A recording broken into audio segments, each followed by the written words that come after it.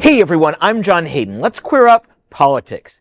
Sheila Cherfilus-McCormick was just minutes away from becoming just the 7th member ever to be expelled from the U.S. House of Representatives when she resigned her seat yesterday. A bipartisan vote to expel was imminent after the House Ethics Committee found her guilty of 25 counts of funneling money of disaster relief, federal disaster relief, into her campaign.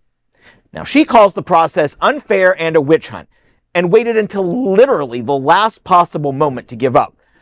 Now, I've reached out to local LGBTQ+ Democratic leaders for their reaction.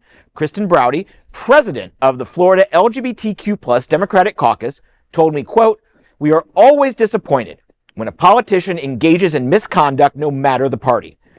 Dolphin Democrats president Alfredo Olvera said the group, quote, "acknowledges the resignation of Congresswoman, now ex-Congresswoman, Sheila Cherfilus-McCormick and recognized this as a significant moment for our community and for South Florida," end quote. Now the question becomes, who's going to replace her and when? Olvera said he doesn't do endorsements. The Dolphin Democrats don't do endorsements, and they leave that up to Browde's organization. And she wasn't addressing the topic.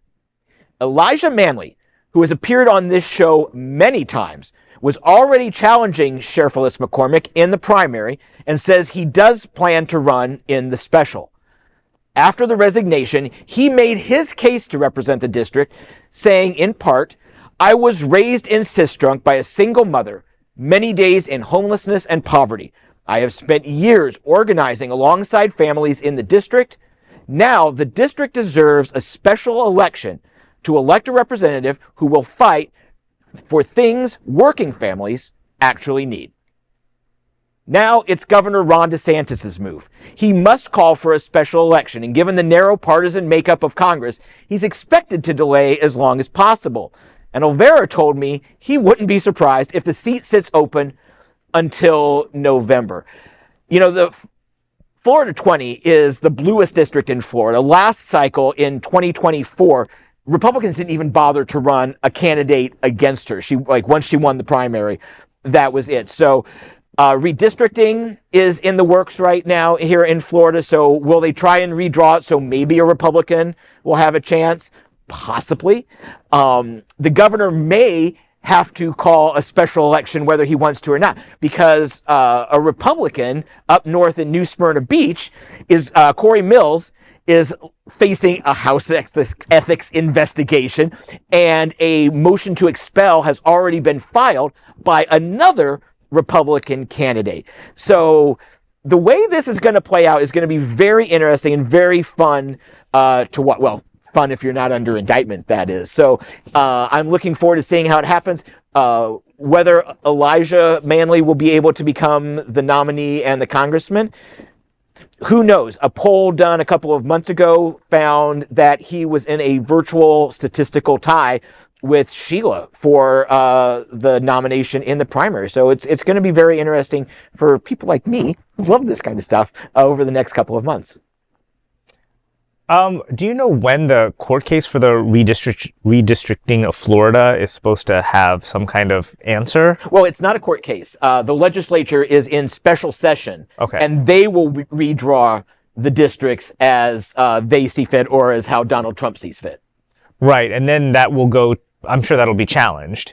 And then Doubtful. The Supreme Court of the United States has been very consistent this year of allowing states to redraw their districts, or their congressional districts, however they want. And so that will come out in the next few months? Next couple of weeks, likely. Next couple of weeks, because yeah. I imagine there won't even be any move until that happens for them to see if they can just get rid of the district or split up the district. Right. The district will remain. We're not losing seats. They're just going to rearrange who's in what district. So before, when Sheila, and for decades, they've just put all the Democrats, people of color, gays, all that, they just put us all into one so that we couldn't tilt any other, we couldn't make any other district purple. They just put it all in blue. Now they may see an opportunity to make this purple, which is an opportunity for them. Well, it may be an opportunity for us as well if they are splitting, I don't know if they're splitting that into 2 districts or part of 2 other districts to give more Democrats in a red district as well. Right. That maybe that gives us 2 more. I don't know, at some point. Oh yeah, and what we saw in Virginia yesterday, where voters agreed to allow redistricting, it's FAFO. They FA'd and they FO'd. Yeah. Wow. Wow. Well, there is no other queer nonprofit media platform like this in the entire world. Support our LGBTQ stories by sharing them and subscribing to Queer News Tonight.